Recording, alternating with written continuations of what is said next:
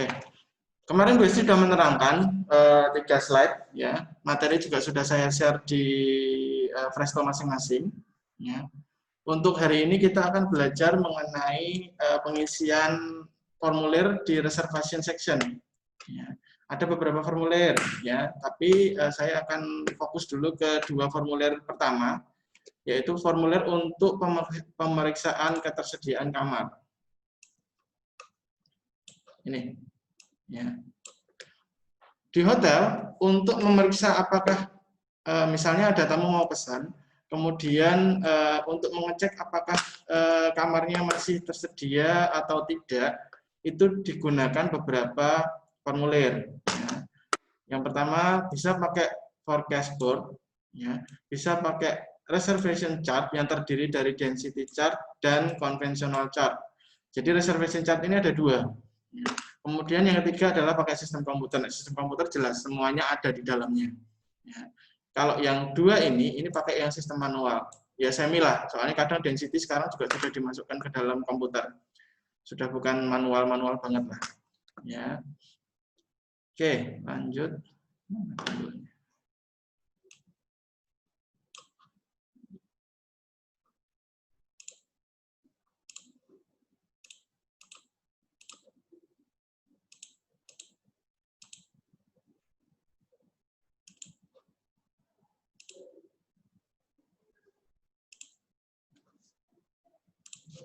Oke. Kemudian untuk pengisian dari masing-masing chart itu ya, ada density, ada konvensional, kemarin juga sudah disampaikan Bu Hesti. Untuk density chart itu menggunakan dua-duanya menggunakan pensil ya. Pensil, diisi menggunakan pensil. Ya. Kalau yang density itu menggunakan garis miring atau silang, boleh miring, boleh silang. Kalau yang konvensional menggunakan anak panah. Ya. Oke, saya akan langsung tunjukkan saja untuk bentuknya, bentuk dari density dan conventional chart.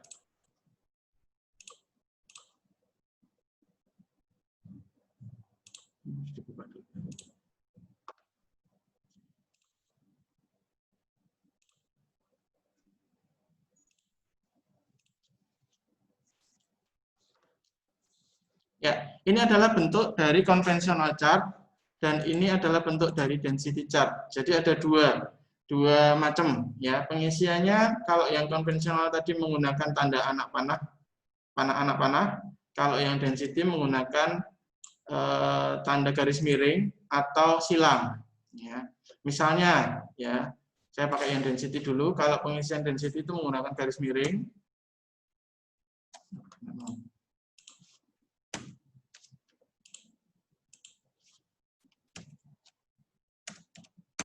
Garis miring.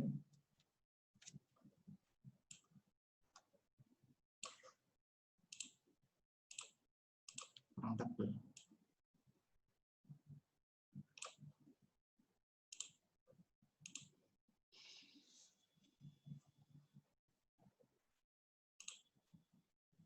Ya, garis miring seperti ini. Kalau yang konvensional chart itu menggunakan tanda anak panah.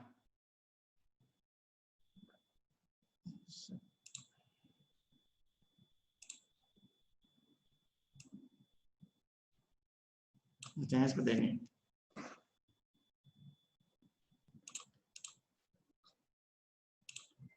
Kelihatan ya untuk cara pengisiannya tadi ya. Oke, yang penting simbolnya dulu. Simbolnya sudah jelas. Untuk cara pengisiannya kemarin sudah disampaikan juga sama Bu Hesti.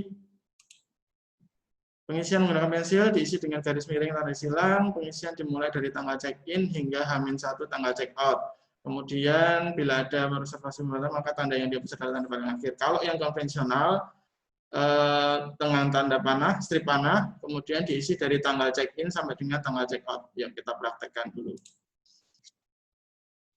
Untuk yang konvensional dulu.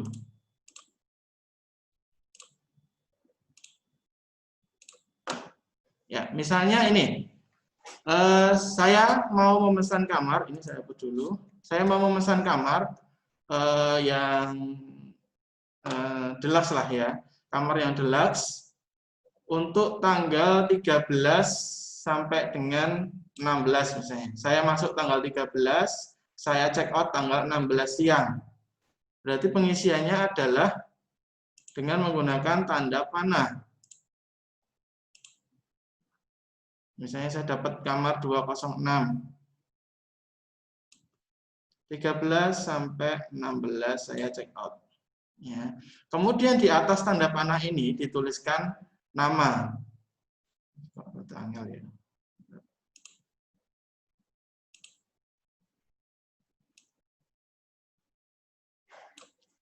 Saya tulis nama saya di sini.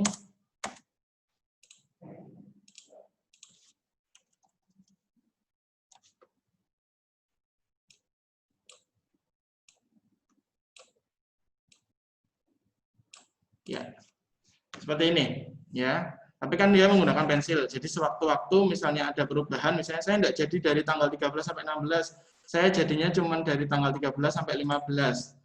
Berarti bisa dihapus, dipindahkan atau digeser. Ya. Pengisiannya dari tanggal check-in sampai dengan tanggal check-out. Ini berarti check-in tanggal 13, check-out tanggal 15 untuk kamar 206. Ya. Kalau konvensional pengisiannya seperti ini. Pak, ini diparuh seperti ini. Iya, ditaruh di tengah-tengah. Karena batas check-out dan check-in itu kan jam 12 siang. Kamu kalau check-out di hotel itu jam 12 siang. Kemudian nanti kalau check-in lagi itu antara jam 1 sampai jam 2. Makanya penulisannya adalah di tengah-tengah seperti ini. Jadi untuk misalnya nanti ada yang pesan lagi untuk tanggal 15, maka dia bisa memasukkan panahnya di sampingnya. Rada angel nek pakai tulisan tangan, pakai whiteboard gampang. Misalnya ada pesanan lagi tanggal 15 di kamar yang sama, maka bisa ditulis seperti ini. Ya. Jadi ada ini dipakai oleh Pak Ardi, misalnya kemudian yang ini dipakai oleh Pak Bambang misalnya. Nanti ada tulisannya di atasnya. Ya. Dia Ardinya keluar tanggal 15 siang, tanggal 15 siang masuk lagi atas nama Pak Bambang sampai dengan tanggal 17. Ya. Itu kalau misalnya panahnya ini lebar, cukup untuk menulis nama. Tapi Pak, kalau misalnya dia cuma satu malam, ya, satu malam seperti ini, kan nggak cukup tempatnya. Ya. Karena tidak cukup, maka umumnya itu menggunakan tanda atau kode. Misalnya hanya ditulis F1.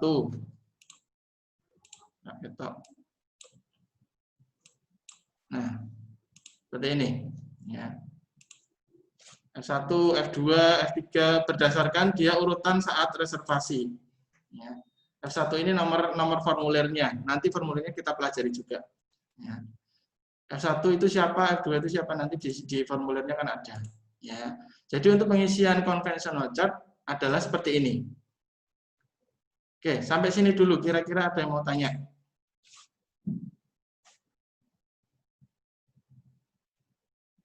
Ada yang mau ditanyakan? Untuk pengisian form konvensional chart? Atau sudah mudeng semua? Menangkap ya. Oke, saya anggap kalian paham. Ya.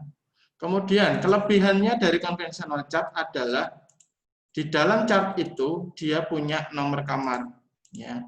Jadi tamunya, misalnya dia memesan jauh-jauh hari, dia sudah tahu nomor kamar berapa dia akan nantinya dia akan tempati. Ya. Saya memesan kamar standar, saat memesan itu sudah bisa mengetahui saya nanti menginap di kamar nomor berapa. Ya. Nanti akan berbeda dengan density. Kalau density itu tidak bisa. Ya. Kalau di konvensional, sebelah kiri ini ada nomor kamarnya. Ini saya samakan dengan nomor kamar kita, nomor kamar yang ada di hotel kita. Ya. 101 sampai 105, ya, kemudian ada 201 sampai dan seterusnya. Ya. Jadi pengisiannya menggunakan tanda anak panah, dikasih nama di atasnya, atau kalau misalnya tidak cukup, dikasih kode formulir F1, F2, F3 dan seterusnya. Ya. Kemudian ngisinya menggunakan pensil supaya biar mudah sewaktu-waktu diganti. Ya. Kemudian kelebihannya adalah tamunya bisa tahu di kamar berapa nantinya dia akan tinggal. Karena kalau buat tamu itu penting. Ya. Kadang tamu itu kalau misalnya datang mau check-in, sudah reservasi sebelumnya, misalnya dia sudah tahu nomor kamarnya, Mbak, saya sudah reservasi atas nama Ardi, kemarin saya dapat nomor 505. Ya, jadi sudah ngerti nomor kamarnya. Kalau yang untuk formulir satunya, bentar, tak share lagi. Angel banget. Oke, formulir yang berikutnya adalah density. Kalau untuk density, kalian bisa lihat di sebelah sini, tidak ada nomor kamar yang tercantum. Ya. Yang tercantum di sebelah kiri ini adalah jumlah masing-masing tipe. Jadi kalau seperti ini, misalnya pembacaannya adalah, di hotel tersebut berarti punya 5 kamar suite. Tapi tidak tahu kamar suite-nya itu di nomor berapa itu tidak tahu. Ya. Punya 10 kamar deluxe, tapi tidak tahu yang kamar deluxe itu kamar nomor berapa. Punya 10 kamar standar. Ya. Jadi berbeda dengan yang tadi. Kalau yang tadi langsung ketahuan nomor kamarnya. Kalau di density enggak. Ya. Pak, kenapa density enggak ada nomor kamarnya? Kalau density ini kebanyakan dipakai oleh hotel besar. Ya. Hotel besar itu kamarnya lebih dari, bisa jadi lebih dari 100. Ya. Nek harus menghafalkan nomor kamar yang ada di sebelah kiri, itu nanti dia bagian resepsinya akan bingung. Ya.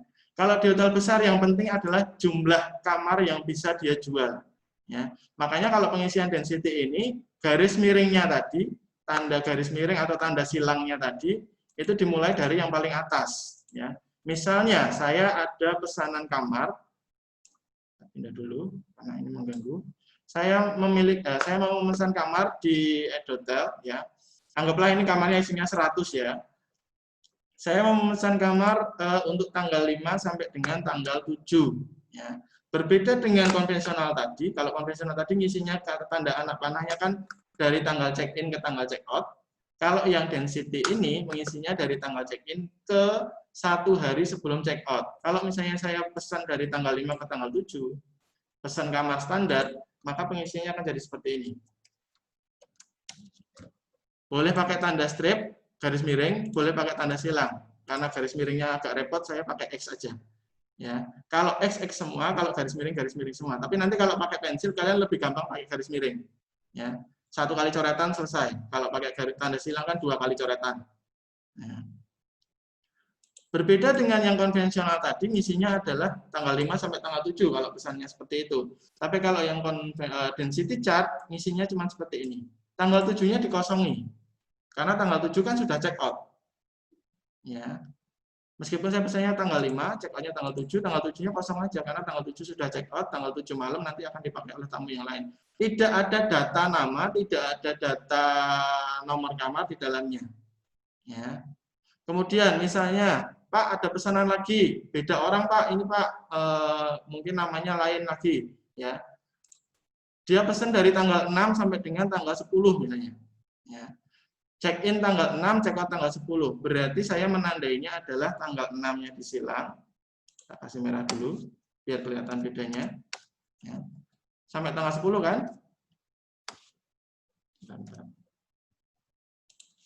2, 3, 4. Tanggal 10-nya tidak ditandai. Karena tanggal 10 tamunya check-out. Ya. Tanggal 6 sampai dengan tanggal 9 tandanya. Ya, tapi dengan seperti ini sudah bisa kelihatan bahwa nanti dia check out-nya tanggal 10. Ya. Tapi tidak tahu kan nomor kamar berapa. Ya.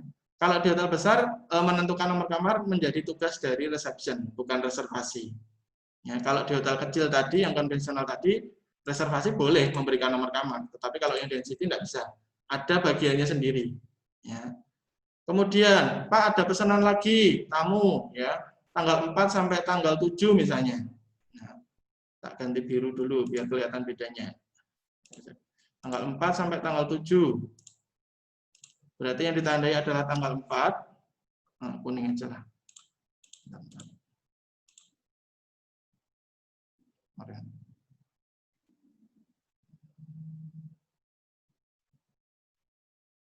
Oke. Tanggal 4, tanggal 5, tanggal 6. Karena pesannya dari tanggal 4 sampai tanggal 7, tanggal 7-nya tidak ditandai. Ya. Kenapa nulisnya kayak gini? Ya. Kalau di hotel besar yang penting adalah jumlah kamarnya. Dengan kondisi seperti ini, maka bagian manapun orang siapapun yang bertugas, dia akan bisa melihat bahwa untuk tanggal 4, ya, masih ada 9 kamar standar yang tersedia. Ya. Di sini perhatikan, tanggal 4, dia kan punya 10 kamar standar hotelnya. Ya. Karena di sini sudah ditutup 1, berarti tinggal 9. Ya.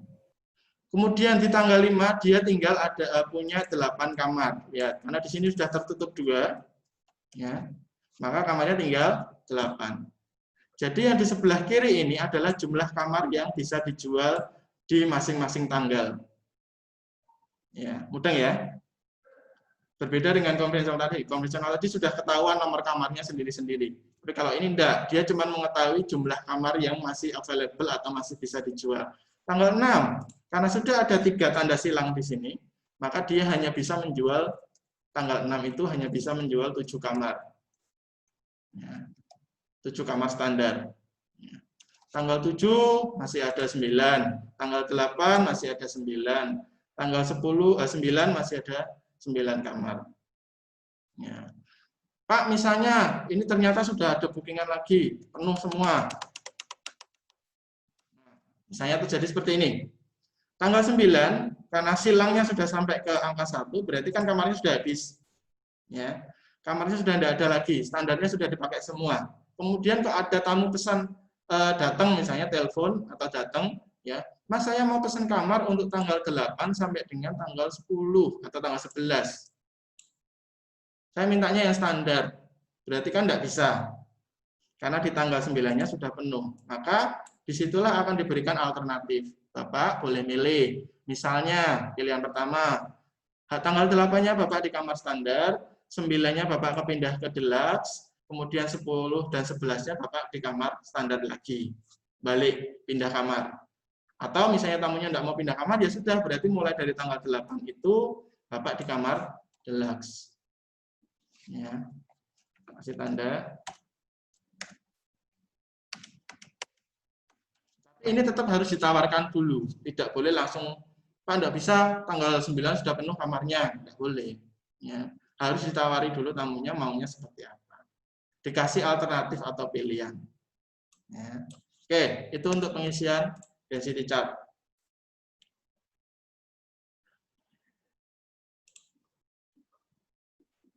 Selanjutnya adalah pengisian. Oke, untuk 2 formulir tadi dulu. Ada yang mau ditanyakan? Itu untuk mengetahui apakah kamar di hotel tersebut tersedia atau tidak ya. Untuk mengetahui ketersediaan jumlah kamar. Dia punya berapa kamar, kalau yang konvensional tadi, kamar nomor berapa saja yang masih kosong. Ya, kalau density, jumlahnya ada berapa. Ada yang mau ditanyakan dulu sebelum saya masuk ke formulir reservasinya? Sudah paham ya? Oke, kalau sudah paham, karena tidak ada yang tanya, saya anggap paham. Sekarang masuk ke formulir reservasi.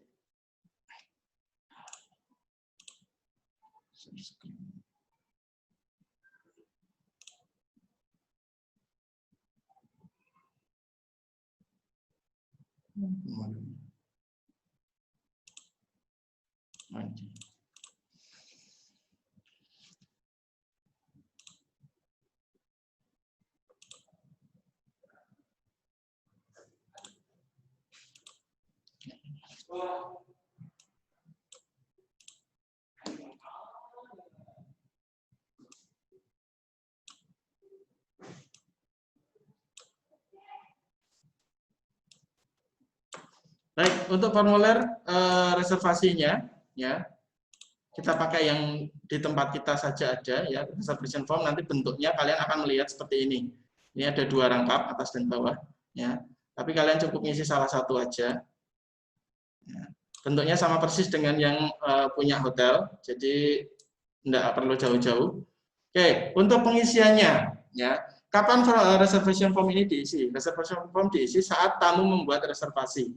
Boleh saat tamunya datang, bisa juga misalnya tamunya telepon, bisa juga saat bagian reservasi membuka email dan menemukan ada reservasi dari tamu. Maka saat itu juga formulir ini diisi. Nanti berbarengan dengan melihat reservation chart yang tadi, density ataupun konvensional, untuk mengetahui apakah ada kamarnya atau tidak. Ya. Cara pengisiannya, untuk bagian 4 ini menggunakan tanda centang. Ya. Misalnya tamunya memesan melalui telepon, ya, maka bagian ini yang dicentang. Maka ini dikasih tanda centang. Kalau formulir ini boleh memakai ballpoint, ya. Yang pensil cuman yang 2 formulir tadi. Kalau misalnya tamunya pesannya melalui fax, maka yang faxnya lah yang dicentang. Kalau tamunya pesan lewat internet, ya, yang online booking itu, maka internetnya dicentang, emailnya dicentang, tamunya datang langsung, walk-in-nya yang dicentang. Ya, jadi ini isinya centang-centang. Lanjut. Room type. Saat tamu memesan, kan pasti kita nanya, ya, Bapak mau memesan kamar jenis apa? Bapak mau memesan kamar jumlahnya berapa? Ya, ada pertanyaan-pertanyaan itu, maka langsung dituliskan di sini. Ya. Sebaiknya saat tamu datang untuk melakukan reservasi, maka pertanyaan kita didasarkan pada form ini. Ya, yang pertama ditanyakan adalah Bapak mau kamar tipe apa?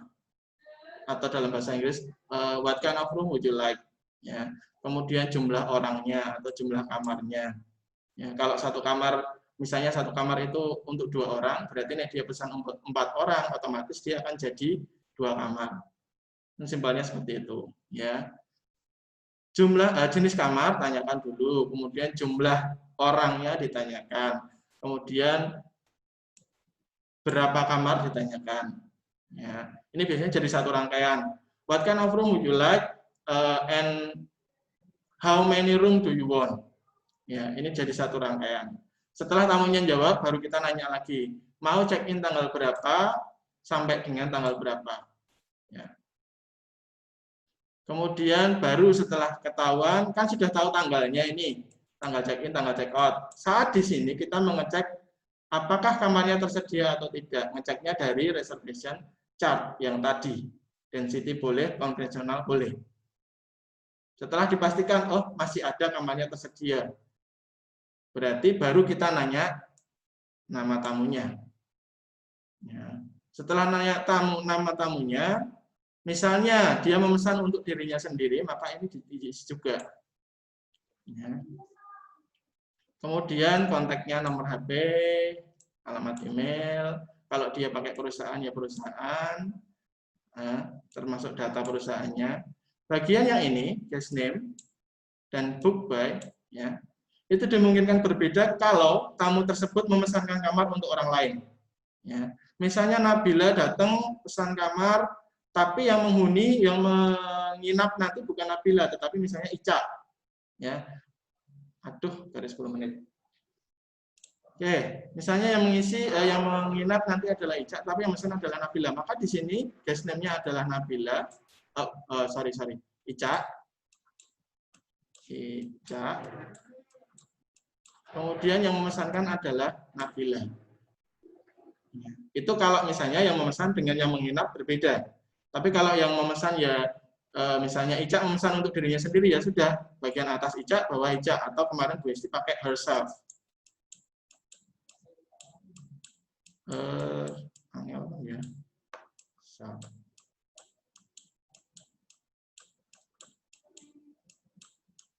Ya. Untuk dirinya sendiri. Kemudian setelah datanya misalnya perusahaan, kalau tidak pakai perusahaan ya ini dikosongi. Ya misalnya dia pesan sendiri, tidak pakai perusahaan apa-apa, ya udah kosongi aja atau dikasihkan strip. Kemudian harga. Ya. Harga yang disetujui atau harga hotel, harga kamar di hotel tersebut berapa.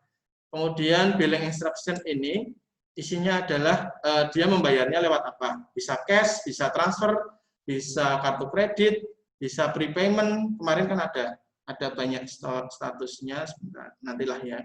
Kemudian remark, tamunya selain kamar, dia minta apa lagi. Misalnya kamarnya menghadap ke kolam renang, kamarnya menghadap ke pantai, maka di sini ditulis remarks-nya, keterangannya. Biar nanti saat bagian reception menguploading kamar, dia bisa membaca ini. Oh, tamunya saat pesan minta kamarnya menghadap ke kolam renang, berarti dicarikan kamar yang menghadap kolam renang. Ya, itu adalah keterangan. Kemudian Cloud ini adalah nama inisial 3 huruf. Ya, jadi nanti kalian akan mengenal inisial 3 huruf. Nabila misalnya, kamu pakai inisial 3 huruf N A B misalnya. Ya, atau kalian buat sendirilah. Ya. Kemudian tanggal reservasinya diisi. Ya. Jadi inisial 3 huruf ini banyak dipakai di hotel-hotel. Ya, masing-masing orang beda. Misalnya kalau saya ARF, ya. Yang misalnya Bu Hesti HES, ya silakan aja. Yang penting orang lain tahu bahwa itu adalah nama kalian. Ya. Oke, waktunya kok cepet banget ya. Ya.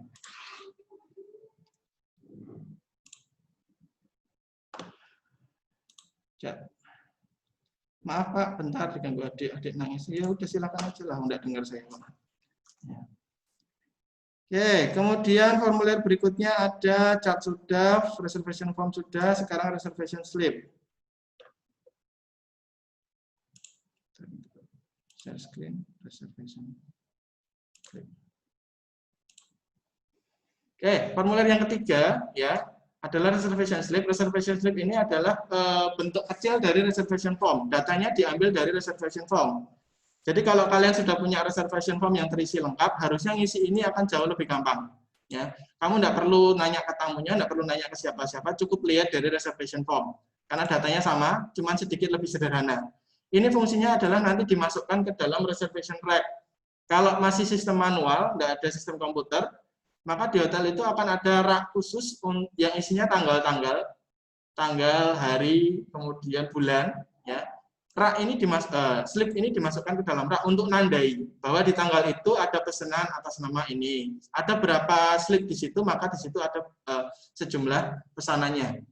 Ya, misalnya di tanggal, kalau yang tadi di density tadi tanggal 7 itu sudah banyak, maka harusnya di tanggal 7 itu ada 7 slip ini. Ya. Di tanggal 8 ada 5 pesanan, berarti harusnya di tanggal 8 di raknya itu ada 5 slip, 5 buah slip dengan nama yang berbeda-beda. Ya. Cara pengisiannya ambil datanya dari reservation form, nama tamu jelas, ya pengisiannya seperti yang kemarin ya, dibalik namanya kasih koma. Ya. Kemudian tanggal check-in, tanggal check-out, jam check-in. Kalau tamunya tidak menyampaikan jam berapa dia check-in, cukup ditulis 14 karena standar check-in di hotel itu jam 14 atau jam 2 siang. Ya. Kemudian tipe kamar, jenis kamar, harga, ya. Reservation made by, siapa yang membuat reservasi, apakah tamunya ini sendiri atau dipesankan oleh orang lain, ya. Di sini ditulis, ya. Kemudian alamat, nomor telepon dan remarknya, ya. Ini hanyalah tanda di reservation rack.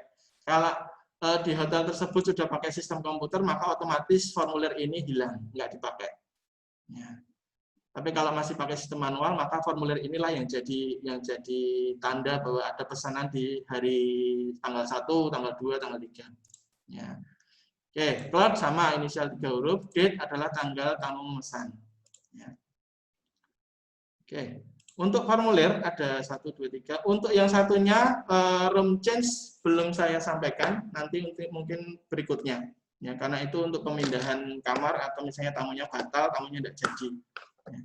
Sampai sini dulu. Ada pertanyaan. Waktunya tinggal cepat sekali. 5 menit. Kalau ada yang mau tanya, silakan segera tanya dan segera saya jawab.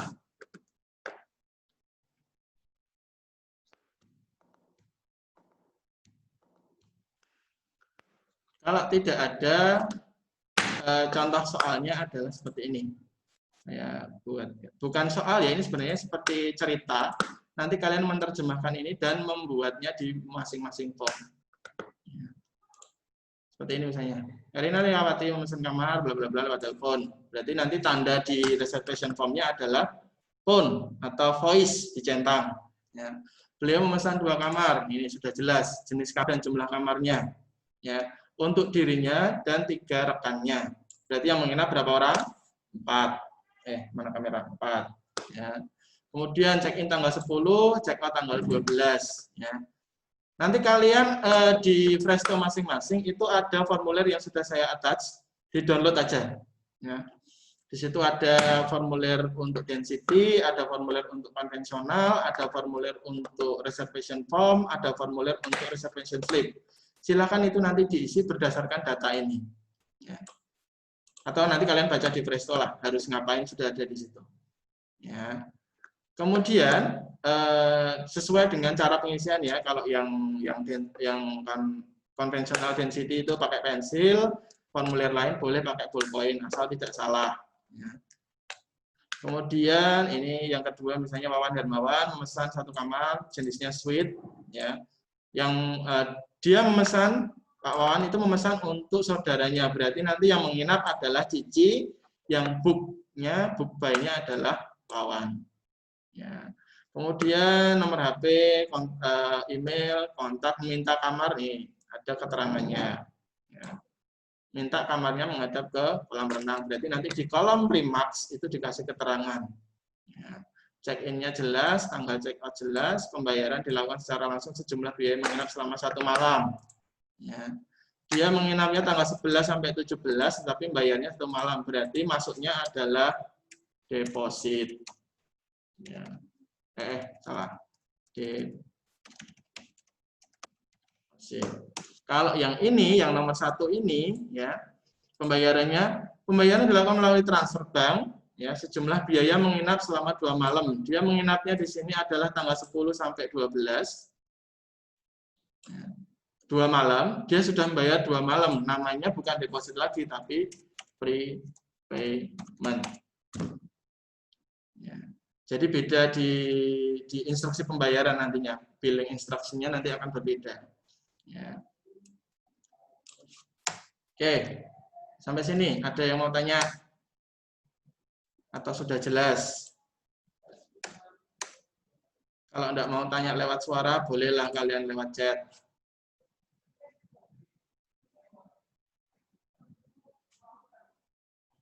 Yang mau tanya? Oke, ini nanti pelajaran hari ini saya record, kemudian nanti saya upload di YouTube. Nanti linknya saya share. Jadi teman-teman kalian yang beberapa tadi malam soalnya WA saya enggak bisa ikut karena ada beberapa keperluan, ya sudah. Nanti ada yang laptopnya rusak, ada yang apalah gitu. Nanti silakan bisa buka di YouTube saja. Atau kalian memang kurang jelas, buka aja. Ya. Kalau misalnya ada pertanyaan saat nanti kalian mengerjakan, boleh chat WA, ya. Lewat grup boleh, personal chat juga boleh. Silakan saja. Karena ini adalah pelajaran praktek, tolong benar-benar dipraktekkan dan benar-benar kalian harus memahami. Ya. Jangan sampai cuma sekedar mengisi, tidak boleh. Ya. Iya. Masih dulu. Oh. Jadi harus benar-benar kamu bisa mengisi karena salah satu materi uji kom adalah ini.